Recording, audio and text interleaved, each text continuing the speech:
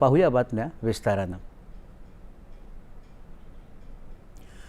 स्वातंत्र्याच्या शताब्दीपर्यंत म्हणजे 2047 सालापर्यंत विकसित भारत निर्माण करण्यासाठी आधुनिक विकासाच्या वाटेवर आपण वाटचाल करत आहोत असं सांगत अंत्योदयाच्या भावनेसह विकासाचा लाभ प्रत्येक व्यक्तीपर्यंत पोहोचवण्याचा संकल्प राष्ट्रपती द्रौपदी मुर्मू यांनी अधोरेखित केला।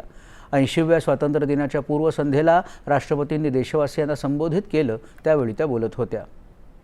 अधिक काळात आपल्या देशानं वेगानं सर्वसमावेशक विकास केला आहे। वारसा आणि विकास यांच्या समन्वयाला प्राधान्य दिलं असून विकासाच्या मार्गातले अनेक दशकांपासूनचे जुने अडथळे दूर केले आहेत, याकडे राष्ट्रपतींनी लक्ष वेधलं। सांस्कृतिक आत्मबळावर आधारित विकास गतिमान आणि स्थायी स्वरूपाचा असतो, याला जगाचा इतिहास साक्षीदार आहे। सांस्कृतिक गौरवाच्या भावनेमुळे देशाच्या सार्वभौमत्वाला आत्मिक बळ मिळतं, या चेतनेनं आज देशात जोर धरला आहे असं त्यांनी सांगितलं। महात्मा फुले आणि क्रांतिज्योती सावित्रीबाई फुले यांनी सामाजिक न्याय, शिक्षण, महिला सक्षमीकरण आणि समानतेच्या क्षेत्रात ऐतिहासिक योगदान दिलं आहे।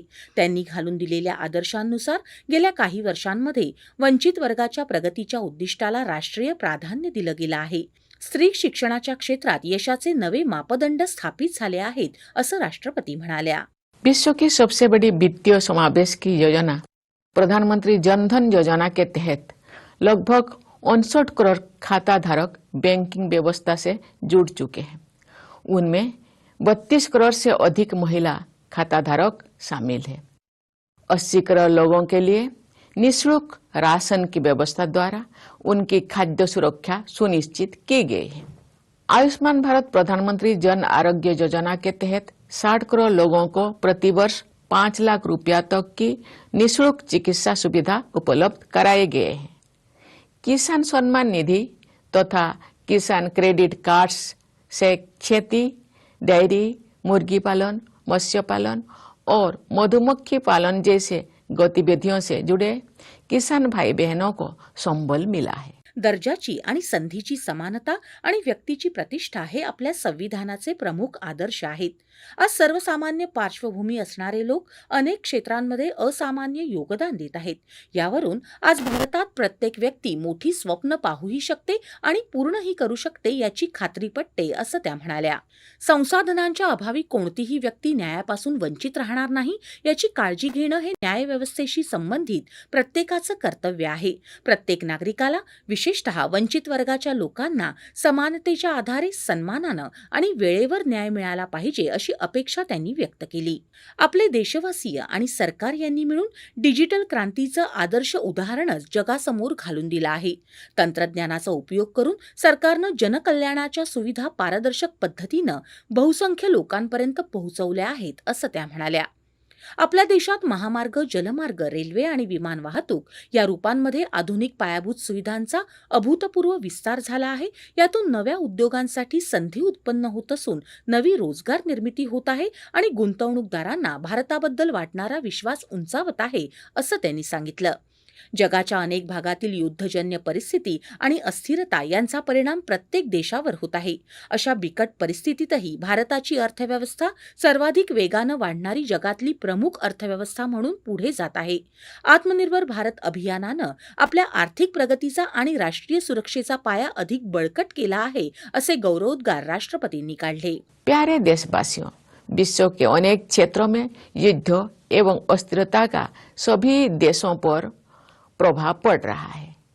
ऐसी परिस्थिति में भी हमारे देश की अर्थव्यवस्था सबसे तेज गति से बढ़ती हुई प्रमुख अर्थव्यवस्था के रूप में आगे बढ़ रही है। आर्थिक अनुमानों के अनुसार भारत की विकास दर विश्व की औसत विकास दर की तुलना में दोगुनी से अधिक रहेगी। आत्मनिर्भर भारत अभियान से हमारी आर्थिक प्रगति और राष्ट्रीय सुरक्षा का आधार मजबूत हुआ है। राष्ट्रहित हा आपल्या परराष्ट्र धोरणाचा पाया आहे। शांती, सहयोग, संवाद आणि वसुधैव कुटुंबकम हे आदर्श मूल्य हे आपल्या परराष्ट्र धोरणाचे आधारस्तंभ आहेत। जागतिक पातळीवर आपल्या देशाची प्रतिष्ठा उंचावली असून नियमा आधारित आंतरराष्ट्रीय व्यवस्थेवर भारताचा विश्वास आहे। संयुक्त राष्ट्रांसह सर्व बहुपक्षीय संघटनांमध्ये जागतिक समुदायाचं उचित प्रतिनिधित्व असावं या भारताच्या प्रयत्नांना अनेक देशांकडून खंबीर समर्थन मिळत आहे असं राष्ट्रपती म्हणाल्या। आर्थिक सहयोग बढ़ाने तथा पारस्परिक संबंधों को और प्रगाढ़ बनाने के लिए हमने अनेक देशों के साथ फ्री ट्रेड एग्रीमेंट्स किए हैं।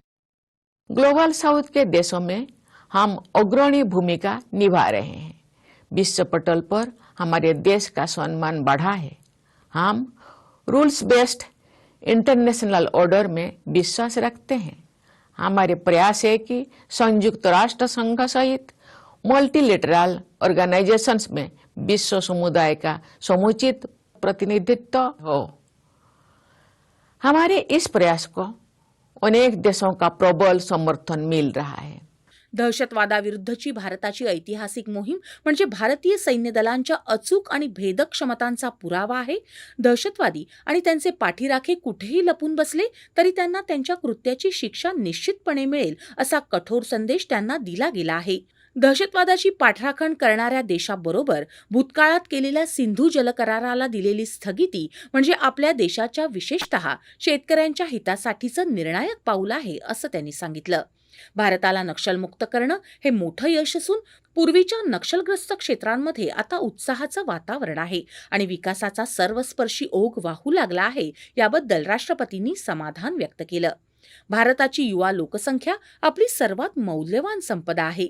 विविध समस्यांना तरुणाईनं शोधलेली अभिनव आणि व्यवहार्य उत्तरं पाहता समाज आणि देशाप्रती त्यांच्या समर्पणाचीच खूण पटते असं त्या म्हणाल्या। हमारे देश के युवा टैलेंटेड है, कमिटेड है और स्किल्ड है। जमीनी स्तर पर युवाओं द्वारा किए गए विभिन्न समस्याओं के इनोवेटिव और प्रैक्टिकल सॉल्यूशंस को देखकर मुझे समाज और देश के लिए उनकी प्रतिबद्धता का परिचय मिलता है। स्त्रियांच्या आर्थिक आत्मनिर्भरतेबरोबरच त्या विभिन्न क्षेत्रांमध्ये नेतृत्वाची धुरा वाहतील याकडेही लक्ष दिलं जात आहे असं सांगत मतदानातली स्त्रियांची वाढती टक्केवारी हे आपल्या प्रजासत्ताकाचं विशेष यश आहे। लोकसभा आणि विधानसभांमध्ये स्त्रियांचं 33% प्रतिनिधित्व आरक्षित करण्यासाठी नारी शक्ती वंदन अधिनियम संमत करण्यात आला आहे। या कायद्याचं लक्ष गाठल्यावर स्त्रियांच्या नेतृत्वात वाढ होईल आणि आपली लोकशाही अधिक सर्वसमावेशक होईल असा विश्वास राष्ट्रपतींनी व्यक्त केला। आधुनिक विकासाच्या मार्गावर पुढे जाताना भारत पर्यावरण संरक्षणाबाबत जागतिक पातळीवर नेतृत्वाची भूमिका निभावत आहे। नैसर्गिक साधन संपत्तीवर आपल्या इतकाच भावी पिढ्यांचाही अधिकार आहे। पुढच्या पिढ्यांना हा अधिकार वापरताना आपल्या कोणत्याही कृतीमुळे जराही तुटवडा भासणार नाही याची काळजी आपण घेतली पाहिजे असं आवाहन त्यांनी केलं। राष्ट्राभिमानाची जपणूक करण्यासाठी बांधलेल्या मराठा सैन्य परंपरेशी संबंधित 12 गडकिल्ल्यांचा गेल्या वर्षी तर यावर्षी भगवान बुद्धांच्या सारनाथ या पहिल्या प्रवचन स्थळाचा समावेश युनेस्कोच्या जागतिक वारसा सूचीत करण्यात आला आहे। भारत भूमीकडे एकीकडे भगवान बुद्धांशी संबंधित आध्यात्मिक स्मारकं आहेत तर दुसरीकडे आत्मसन्मान आणि आपल्या गौरवशाली परंपरांच्या रक्षणासाठी युद्ध करण्याच्या आपल्या प्रभावशाली क्षमतांची प्रतीकही अस्तित्वात आहेत असं राष्ट्रपतींनी अधोरेखित केलं। समाजाची भागीदारी आणि सरकारच्या प्रयत्नांनी गावागावात नगरानगरात देशाच्या घरोघरी राहणारे सर्व लोक स्वस्थ, सुखी आणि समृद्ध होतील याची खात्री व्यक्त करत देशप्रेमाच्या या सर्वसमावेशक भावनेसह आपण सर्वांनी स्वतंत्र भारताला विकसित भारत म्हणून घडवण्याच्या राष्ट्रीय साधनेत स्वतःला समर्पित करूया असं आवाहन राष्ट्रपती मुर्मू यांनी यावेळी केलं। देश से प्रेम करो, भलाई को बढ़ाओ। देश का अर्थ केवल मिट्टी ही नहीं है, देश का अर्थ समस्त जन समुदाय है। मुझे विश्वास है कि समाज की भागीदारी और सरकार के प्रयासों से गांव-गांव में, नगर-नगर में, भारत के घर-घर में रहने वाले सभी लोग स्वस्थ, सुखी और समृद्ध बनेंगे। आइए देश प्रेम की इसी सर्वसमावेशी भावना के साथ हम सब स्वतंत्र भारत को विकसित भारत बनाने की राष्ट्रीय साधना में स्वयं को समर्पित करें।